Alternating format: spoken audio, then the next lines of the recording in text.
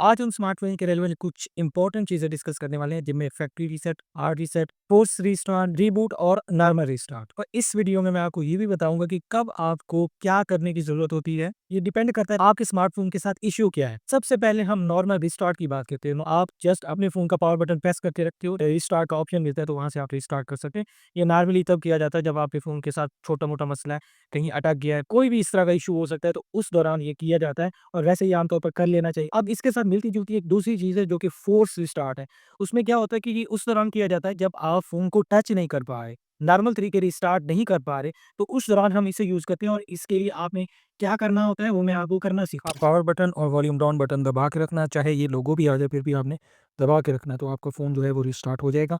ये उस केस में जब आपके पास सैमसंग का फ़ोन है, लेकिन अगर आपके पास कोई और ब्रांड का फ़ोन है, तो उस केस में इसके जो बटन प्लेसमेंट है वो कोई और हो सकती है, तो वो आप गूगल कर सकते हैं, आ सकते हैं। तो अब हम बात करते हैं रिबूट करना। रिबूट करना बेसिकली फ़ोन की जो रिकवरी मोड होता है, वहाँ जाके किया जाता है, जिसमें फ़ोन का जो मेन ओएस होता है, वो वर्क नहीं कर रहा होता है या RWA पर हम कर रहे होते हैं और ये करने की ज़रूरत तब होती है, जब फ़ोन के साथ इससे ज़्यादा बड़ा इश्यू हो, मतलब जो नॉर्मल रिस्टार्ट और फोर्स रिस्टार्ट से हल ना हो रहा हो, तब हम रिबूट की तरफ जाते हैं। आपने क्या करना है, पावर बटन को और वॉल्यूम अप बटन को दबा के रखना है।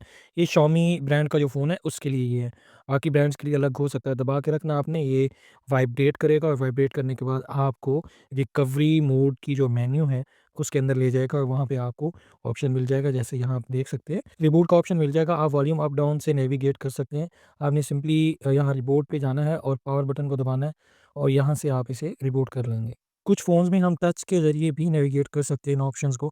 अब लास्ट में हम बात कर लेते हैं फैक्ट्री रीसेट और हार्ड रीसेट। मेनली लोग ये समझते हैं कि 2 अलग-अलग चीज़ें, नहीं, ये एक ही चीज़ है। फ़ोन के साथ जब ये करते हैं तो आपका सारा डेटा डिलीट हो जाता है, लेकिन बाकी सूटों में आपका डेटा डिलीट नहीं होता। अब मैं आपको ये बताता हूँ कि ये करने की ज़रूरत क्या है, क्योंकि ये एक ही चीज़ है, लेकिन इसको ऑपरेट करने के डिफरेंट तरीके हैं।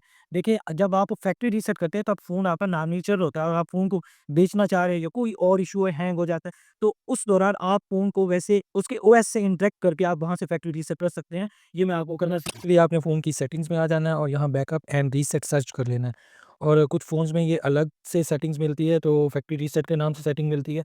तो मेरे पास Xiaomi का फ़ोन है, तो इसमें आई थिंक ये एडिशनल के अंदर यहाँ पे मौजूद होगा फैक्ट्री रीसेट। तो यहाँ से फैक्ट्री रीसेट किया जा सकता है फ़ोन को और डेटा आपका सारा चला जाएगा। फिर हार्ड रीसेट में ये होता है कि आप जब फ़ोन को टच ही नहीं कर पा रहे, कोई और इश्यू फ़ोन के साथ है जिसमें आप फैक्ट्री रीसेट कर नहीं पा रहे, तब आप हार्ड रीसेट की तरफ जाते हैं और हार्ड रीसेट बेसिकली हम फ़ोन को रिकवरी मोड में लाके वहाँ पे करते हैं। और ये करने का तरीका डिफरेंट ब्रांड्स जो है वो डिफरेंट प्रोवाइड करते हैं। उनके लिए की बटन्स अलग-अलग होते हैं। मैं आपको करना सिखा देता हूँ।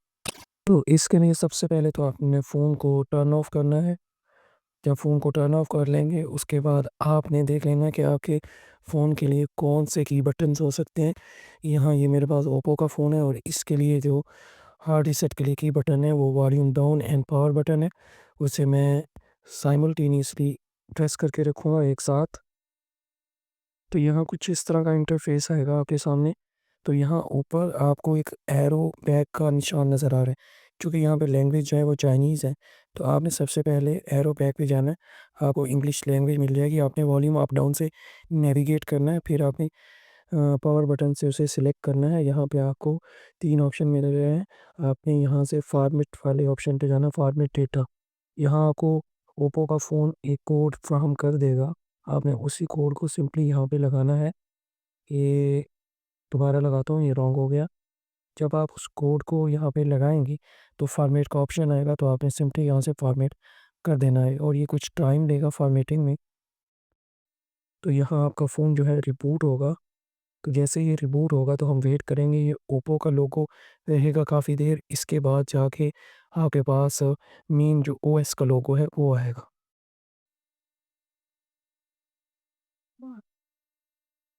तो यहाँ आपके पास मेन जो ओएस का लोगो है वो आ जाएगा।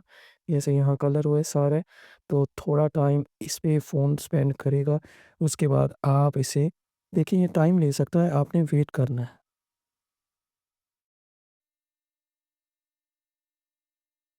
तो इस तरह आपका फ़ोन सेटअप होने के लिए रेडी हो जाएगा। अब आपको ये पता चल गया होगा कि बेसिकली इन दोनों का मतलब यही है कि आपका डेटा सारा चला जाता है और वो वैसे ही फ्रेश हालत में, जैसे फैक्ट्री से आप देते हैं पिन पैक निकालते हैं, वैसे ही रहता है। लेकिन ये है कि इन दोनों में मेन डिफरेंस यही है कि जब आप फैक्ट्री रीसेट करते हैं तो फ़ोन का मेन ओएस काम कर रहा होता है, लेकिन रिकवरी मोड के ज़रिए करते हैं ना, फिर फ़ोन का मेन ओएस काम नहीं कर रहा होता, वो आप हार्डवेयर बेस पे करते हैं।